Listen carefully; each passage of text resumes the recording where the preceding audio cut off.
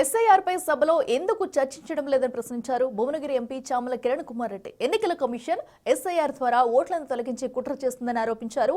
కేంద్రం తీసుకొచ్చిన సంచార్ యాప్ పై అనుమానాలు ఉన్నాయని చెప్పారు. సంచార్ యాప్ డౌన్లోడ్ చేసుకోవాలని చెప్పడాన్ని వ్యతిరేకిస్తున్నామని చెప్పారు. సంచార్ యాప్ ద్వారా వ్యక్తిగత సమాచారం, కుటుంబ సభ్యుల డేటా లీక్ అయ్యే అవకాశం ఉందన్నారు. Parliamentary affairs minister Kiran Rijiju గారు ఈరోజు ఈ ఎస్ఐఆర్ ఎలక్ట్రల్ రిఫార్మ్స్ అనే ఒక సబ్జెక్ట్ ని తీసుకొని ఎలక్షన్ కమిషన్ తీసుకుంటున్న నిర్ణయాల మీద 9-10 తారీఖులో 10 గంటల చర్చ జరుగుద్దని చెప్పడాన్ని స్వాగతిస్తున్నాం.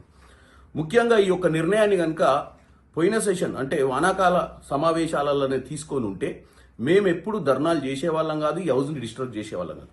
మేము ప్రజా సమస్యల కోసం పోరాడాలని ముందుకు పోతున్నాం తప్ప మాకేమీ హౌస్ని డిస్టర్బ్ చేయాలనో బిజినెస్ని డిస్టర్బ్ చేయాలనో కాదు. ఈ రోజు ఎలక్షన్ కమిషన్ తీసుకుంటున్నటువంటి ఈ స్పెషల్ ఇంటెన్సివ్ రివిజన్ ద్వారా ఓట్లను డిలీట్ చేస్తున్నారని, మార్జినలైజ్ చేయడానికి ఏదో కుట్ర జరుగుతుందనే ఒక ఆలోచనతో మేము చర్చకు అడిగినాం. కానీ మేము ప్రతిపక్షాలు డ్రామాలు చేయనికే కాదు.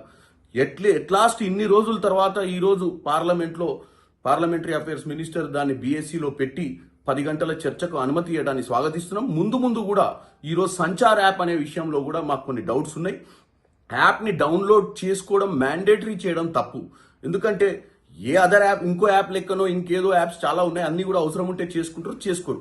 ఈ యాప్ డౌన్లోడ్ చేసుకోవడం వల్ల మన సొంత ప్రైవసీ అంటే మనం తీసుకునే ఫోటోలు, మన ఫ్యామిలీ మెంబర్స్ తోటి చర్చ చేసుకునే విషయాలు, మన కుటుంబ సభ్యులు కానీ కొంతమందికి ప్రైవేట్ లైఫ్ ఉన్న వాళ్ళందరినీ కూడా వీళ్ళు ట్రాక్ చేయడానికి ఒక మెకానిజం వాడుతుర్రేమోనని ఒక డౌట్ ఉంది. ఎందుకంటే ఈరోజు రాజకీయాలలో ట్రాన్స్పరెన్సీ ఉండాలి, ప్రజలకు కూడా ఆత్మవిశ్వాసంతో ఉండాలి. ఎందుకంటే మన జీవితాలను ఎవరో చూస్తుర్రని మన యాప్ ద్వారా అన్ని కూడా వాళ్ళు కనిపెట్టి మనల్ని ఇబ్బంది పెట్టే ప్రయత్నం చేస్తారని ఆలోచనలు. కాబట్టి దీని గురించి మళ్ళీ ప్రభుత్వం ఈ సంచార్ యాప్ గురించి ఆలోచించాలి. వేరే దేశాలలో అమెరికాలో, ఇంగ్లాండ్లో, ఆస్ట్రేలియాలో ఇటువంటి యాప్లు మ్యాండేటరీ చేయలేదు ప్రభుత్వం. కాబట్టి మ్యాండేటరీ అనే దాన్ని మేము డెఫినెట్ గా ఈ రోజు ప్రశ్నిస్తున్నాం. ఇటువంటి అన్ని తీసుకొచ్చేటప్పుడు చర్చ చేసి తీసుకురావాలని కోరుకుంటున్నాం.